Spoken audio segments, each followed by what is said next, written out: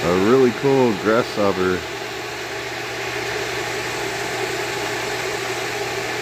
Never saw one quite like that. I don't know if that's just camouflage or...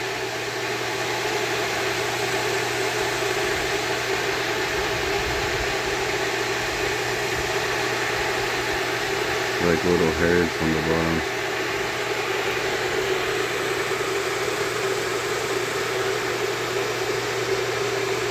It has some kind of chameleon effect, I don't know.